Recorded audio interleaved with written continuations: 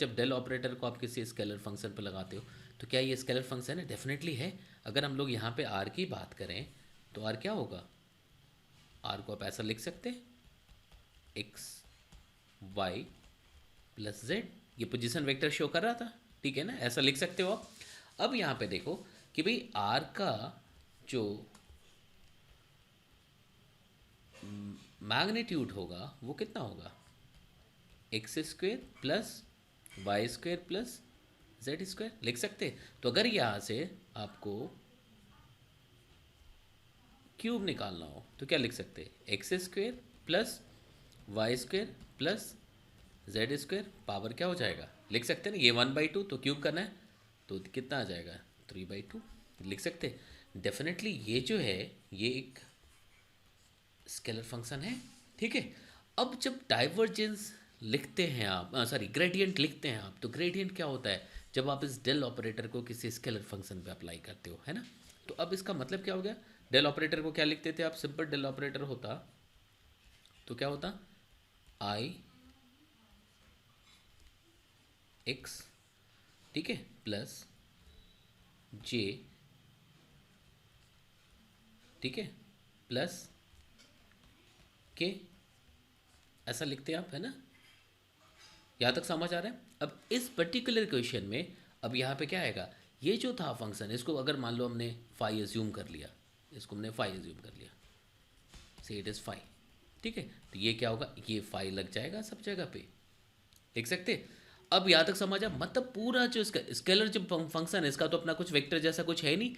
तो अब ये क्या होगा? एक्स वाई, यहाँ पे कन्फ्यूजन रहता है हम लोग, एक्स अलग, नो, ये पूरा एक स्केलर फंक्शन है, ये पूरा ही। तो ये पूरी तरह से इस पे भी आएगा, ठीक है, सिमिलरली यहाँ पे भी आएगा, और सिमिलरली क्या होगा कि यहाँ पे भी आएगा, ठीक है। तो एक बार एक्स के साथ, वाई पे, और फिर जेड, मतलब एक बार पूरा फंक्शन एक्स के साथ डिफ्रेंशिएट होगा कीपिंग अदर वेरिएबल्स कांस्टेंट, है ना। फिर ये पूरा फंक्शन y के साथ डिफ्रेंशिएट होगा, अगर पूरा फंक्शन z के साथ डिफ्रेंशिएट होगा, मतलब ऐसा लिख सकते। अब देखो कोई एक कर लो, सिमिलरली सब फिट कर देंगे हम वहाँ पे, है ना।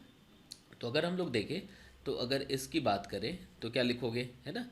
देखिए यहाँ पे क्या आ जाएगा? अगर सर आप इसके मैग्नीट्यूड की बात करें, है ना, तो क्या लिख देंगे आप? X square plus y square plus z square power 3/2। Chain rule apply कर सकते हैं, आपको पता है यहाँ तक, है ना। तो क्या आ जाएगा? यहाँ से सबसे पहले यहाँ से देखो कि -1 करेंगे तो ये कितना आएगा? 1/2 हो जाएगा।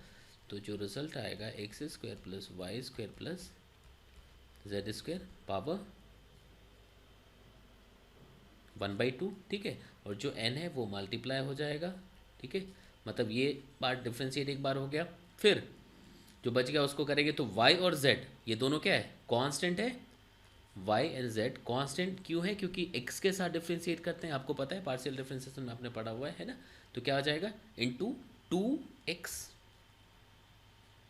लिख सकते, ठीक है, यहाँ तक लिख सकते हैं ना। अब ये चीज़ क्या हो गया? ये देखो ये r आ गया, मतलब मॉड ऑफ r लिख सकते हैं आप इसको, है ना।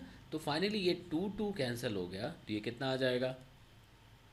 3x, ठीक है, और ये मैग्नीट्यूड ऑफ आर लिख सकते हैं ना। यहाँ तक समझ आ रहा है? तो देखो ये पार्ट कैसे ये लिख दिया हमने, यहाँ तक समझ आया। फिर सिमिलरली अगर ये पार्ट लिखना होता तो बिल्कुल यही सब कुछ होगा। तो यहाँ पे क्या आएगा? 3y मॉड ऑफ आर, ठीक है। फिर जब इस पोर्शन की बात करेंगे, जब यहाँ पे हम इसको पुट करके डिफ्रेंशिएट करेंगे with respect to z, then will get 3, लिख सकते हैं ना, z आर लिख सकते। यहाँ तक समझ आ रहा है? तो जो फाइनल आंसर यहाँ तक समझ आया? तो देखो ये सिर्फ डेल ऑपरेटर था, इस पे जब हमने ये फंक्शन लगा दिया स्केलर फंक्शन, तो अब ये ग्रेडियंट बन गया। ये अब x वाले पे ये इसमें x का साइन लग जाएगा, मतलब आई कैप हो जाएगा। ये क्या होगा? जे कैप के साथ आएगा, और ये क्या होगा? के कैप के साथ आएगा। तो फाइनली जब आप आंसर लिखोगे तो उसको इस तरह से करोगे। अगर ऑब्जेक्टिव है तो आपको चेक करना पड़ेगा कौन सा मैच कर रहा है ना। तो हम लोग इसको ऐसा लिख सकते हैं, देखिए 3x r i cap plus 3y r j cap plus 3z r k cap लिख सकते। बड़ा इंटरेस्टिंग सा, पे देखो ये बन गया है ना, 3 बाहर आ जाएगा, लिख सकते हम लोग। यहाँ तक समझ आ रहा है ना, ये कैसे लिख रहे हैं, तो सब में आर, तो 3r तो बाहर आ गया। अब जो बचा वो एक्स आई वाई जे और जेड के, देखना। तो देखो अगर यहाँ पे हम लोग लिखे तो 3r कॉमन ले लिया। अब देखो एक्स आई प्लस वाई जे प्लस जेड के, इसको सीधा आर वेक्टर लिख सकते, आर लिख सकते।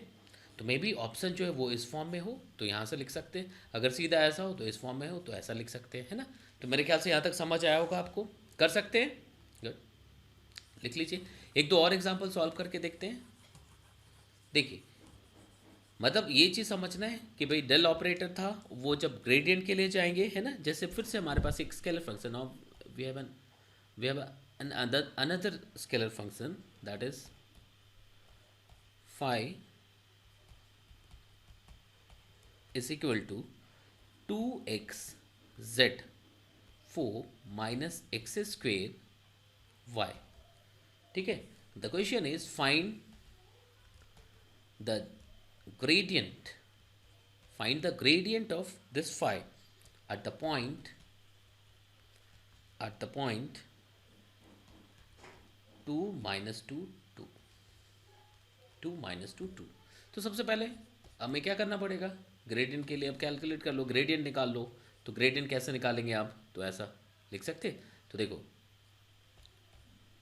ये आ जाएगा पूरा फंक्शन x के साथ, फिर y के साथ, फिर z के साथ, और तीनों i j के बन जाएगा, है ना। मतलब मैं फिर से एक बार से फिर शॉर्टकट आप देखेंगे, पहले x के साथ, है ना, तो आप इसको x के साथ डिफ्रेंशिएट कर दोगे पूरे को, तो क्या बनेगा, ठीक है, 2z square, sorry 2z4 minus 2x लिख सकते y। मतलब बाकी जो वेरिएबल्स है उसको कांस्टेंट एज्यूम कर लेंगे आप, है ना, प्लस फिर ये पूरा स्केलर फंक्शन जो है वो y के साथ डिफ्रेंशिएट होगा, तो जो y एक्सिस पे चला जाएगा, तो y के साथ डिफ्रेंशिएट होगा तो ये पूरा ही जीरो हो जाएगा, बिकॉज यहाँ पे y वेरिएबल है ही नहीं, बाकी जो भी वो उसको कांस्टेंट कंसिडर करते हैं आप, है ना। तो क्या आ जाएगा ये, देखिए सिर्फ y डिवाइड 1 मतलब माइनस एक्स स्क्वायर लिख सकते, प्लस अब अगर यहाँ पे देखें तो k वाले पे ये पूरा z के साथ डिफ्रेंशिएट होगा, तो ये पार्ट गायब क्योंकि कोई भी z का वेरिएबल नहीं है यहाँ पे, तो क्या बचेगा, 4 इंटू 2 8 आ जाएगा, 8z3। ठीक है, अब ये आ गया x पे, ये क्या है y पे, और ये क्या हो गया z पे, लिख सकते। अब यहाँ पे आप इसकी वैल्यू इस गिवन पॉइंट पे कैलकुलेट कर लोगे, 2 माइनस 2 2। अब इसकी वैल्यूज़ पुट करेंगे आप x और y z की, तो i कॉम्पोनेंट, j कॉम्पोनेंट, मतलब x कॉम्पोनेंट, y कॉम्पोनेंट और z कॉम्पोनेंट आ जाएगा। ठीक है, अगर मॉड ऑफ डाइवर्जेंस ग्रेडियंट पूछा जाएगा तब आप क्या करोगे, उसका फिर resultant this square root under this square plus this square plus this square. तो मेरे ख्याल से ये समझ आ रहा होगा। तो इसमें एक दो और सेशन लगाएंगे जिसमें अलग अलग न्यूमेरिकल्स, अलग अलग प्रॉब्लम्स कुछ प्रूव करने वाले होते हैं ना, जो कॉलेज के एग्जाम के लिए है ना, उसको भी सीखेंगे। बट अभी फंडामेंटल समझना था, मेरे ख्याल से समझ आया होगा। अगर समझ आता है तो ज़रूर उसको देख लीजिए, समझ लीजिए, और अगर समझ आया तो लाइक करिए, सब्सक्राइब करिए, जो मर्जी करिए। ठीक है।